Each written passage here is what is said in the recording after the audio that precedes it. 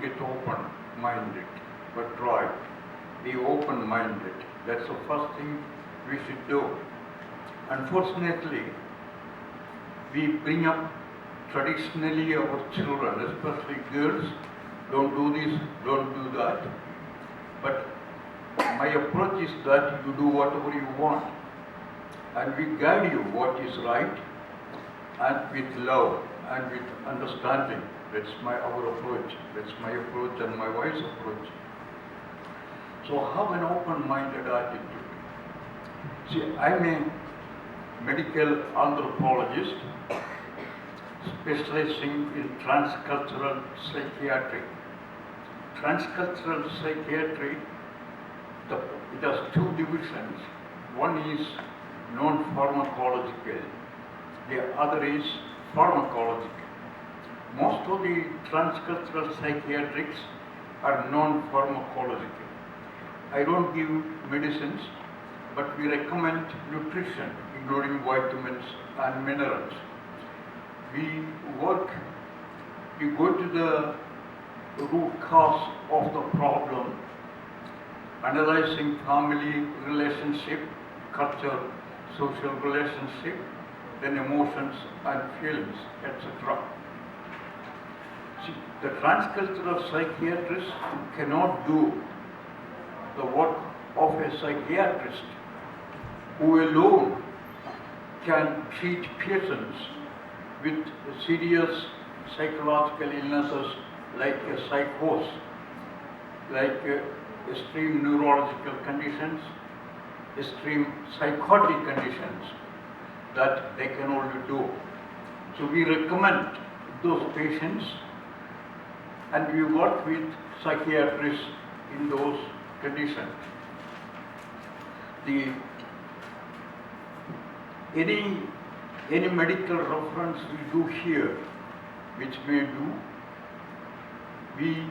request you that we are not medical doctors, so you should talk to your medical doctors about them before you put them into practice, including the exercises. This is a seminar, so we don't give many exercises. In the workshop, the whole workshop is built with exercises, but this is a seminar, but we may refer to some exercises. So that is the approach of this seminar. As Donna said, that see, the whole Western culture became perverted by two important factors. One is the Freudian psychology, which insists on sexual aspects and aggression as human nature. The other is the multinational corporations' impact and capitalism's impact in disturbing, distracting, hurting, and devastating the humankind. We still are in the second part, although capitalism has failed, has found to have failed during these last few years. But anyway, you cannot avoid capitalism because capitalism and democracy work together. So we need a new kind of capitalism where people can participate and people can do a responsible job with social concerns. Sociality is the key point in this seminar, in our approach. When you smile to another person, that person smiles at you. When you house without social concerns, you cannot develop. Your intelligence and emotions will get trapped without social impact. So sociality is the most important aspect in our approach. More than that, intelligence is the most important thing for a human being to have a happy and healthy life. The intelligence is considered as the core human character, nature, in anthropology, and before that, hundreds of years ago, before that in Hindu psychology, Indo-Upanishads, Bhagavad Gita, Patanjali, etc. So intellectual approach, intelligence is the most important thing, and the whole thing in our system is built through intelligence. Now the most important aspect, as recently discovered through medical research, is the woman's brain. Donna will talk about the woman's brain.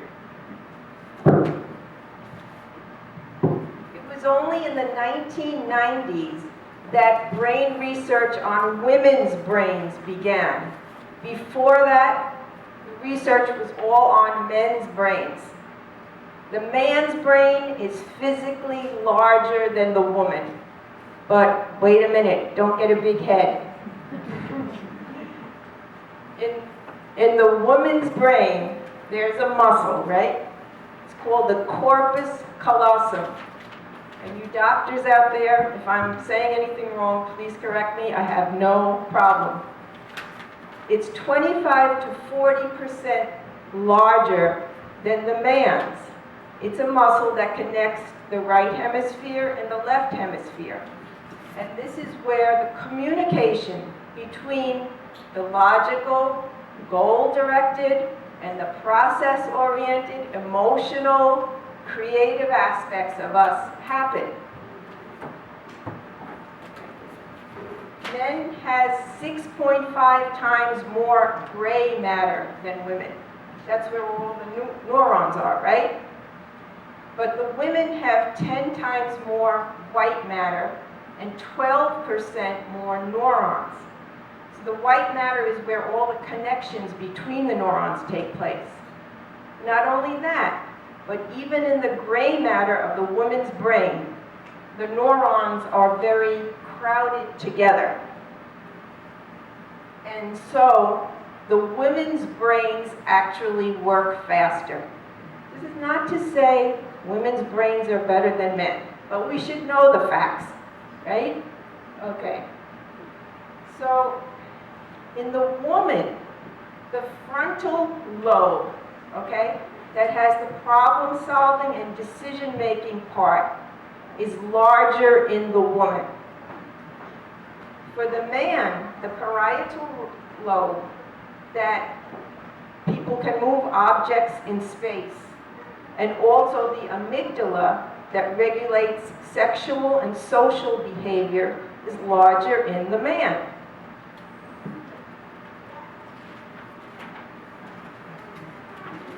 Okay.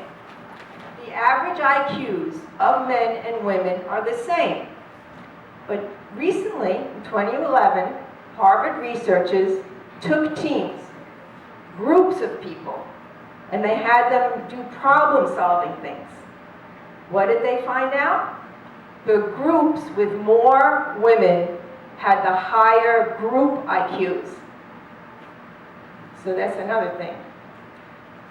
In the news recently, 6 female congressmen, 3 Democrat, 3 Republican, proposed the plan that broke the stalemate so that the government could start working again. And also the new Federal Reserve Chief, Janet Yellen. When people asked to describe her, she said she's a wonderful manager. But they said she really has a different style than a lot of people. What is that? She goes to the cafeteria and eats lunch with everybody.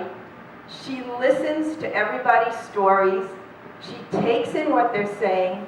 But when she has to make firm decisions, even if everybody doesn't agree with it, she does it. But people aren't so upset with her. They feel listened to. So what happens is that there's a different focus in the female's brain. Our focus, the men's focus and the women's focus are different. This has to do with the brain physiology as well as the socialization. Boys are socialized differently. They go out, they play in teams. They compete with each other. You know, they are challenging each other. And girls, there's more cooperative behavior. playing house, dolls, listening to each other. So these both, the physiology and the socialization, affect how we perceive things, how men perceive things, how women perceive things, and also how our conversational style. They're quite different. In fact, the dialect, they call this dialect genderlect. They say it's like two different cultures, male and female. This doesn't mean we can't get along, but it means that if we can understand one another, then we may have less expectations that cause conflict. We may be able to use each other's resources more. Okay, so women's focuses tend to be interdependence, recognition by and for others, forming connections. They value feelings very much and how others feel about situations. They have more of an internal focus. Men's focus tends to be independent-oriented, wanting freedom of action, viewing insistence on feelings and interdependence sometimes as manipulative or against them. This is not a judgment on men, and it's not to say that, oh, men, you interpret everything the wrong way. It's just how we view things. That men are more focused on external, such as obligations, how things should be done. And it's not to say men don't have feelings or men don't care about relationships. It's just a different kind of focus. Also, men have more of an awareness of status and hierarchy. Who's above, who's below, who does better, who does worse. There is that consciousness that affects how the interaction is. And of course, physical strength and endurance. So later on in the seminar, we'll see how this affects communication and what we can do about it. And now AKB will talk about being culturally crippled, the brain. Well, from what Dhyana said, the men don't have to be upset because the men's brain can also be developed, although to the extent of the woman's to function as effectively as a woman. One thing which is very important to know when we talk about women's empowerment and how to bring up the new girl, the new empowered daughter, we have to know the condition to which we have come to today. I have the good fortune to live in the traditional Nair family where the women were completely controlled by men. You may not be knowing that the most repressed, oppressed, manipulated, mutilated woman in human history is the Nambudiri woman, Nambudiri Brahmin woman of the past, not the women of the Middle East or the Arab woman. So what crippled the woman's brain, the woman's creative function is culture and socialization in which the male has been dominant. See, when people lived by hunting and gathering, the women were equal to men, and we have anthropological evidence, a great deal of them, convincing when the women were as healthy as men, as strong as men.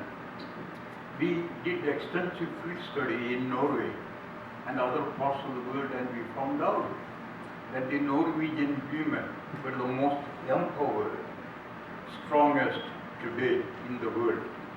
And after we said that in an interview in 2002, which was published by all the Norwegian newspapers, in the front pages. I have it if you want to see it. Now, UNESCO arrived at the same conclusion. But I want to give a contrast to the Norwegian woman and the woman you know and probably what you are today. The Norwegian woman is very strong, well built, like a man, because she is socialized like as equal to a man. She doesn't use cosmetics to please men. If you go to Macy or Bloomingdale, most of the stores that you enter in are of cosmetics. They don't live for men. They don't live to please the men. So they're strong and well built and as powerful as men. People often ask, but can a woman be physically as powerful as a man? You see, if you go to a gym today, you find that there are many women there as tall, as well built as men. Now, they may not be as well built as men in general. They don't have to be. Human beings live by intelligence, not by physical strength alone. More than that is the intelligence. So a woman can manipulate any situation in a positive way through her intelligence. The crippling, the cultural crippling that happened in human history, which continues even today, is something that everyone should know. You should know that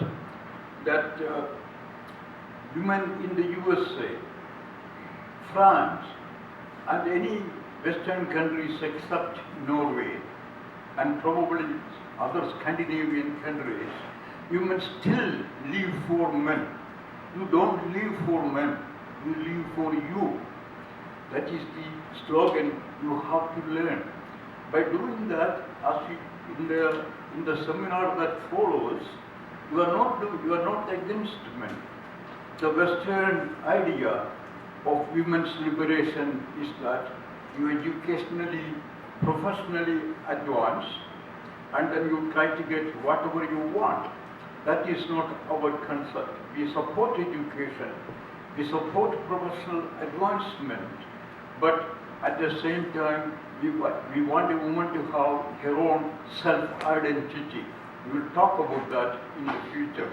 You see, most of the diseases that women get is from stress, like fibromyalgia, like depression, like arthritis, and even heart disease and lung disease and kidney disease. They all come in a circle, one leading to the other.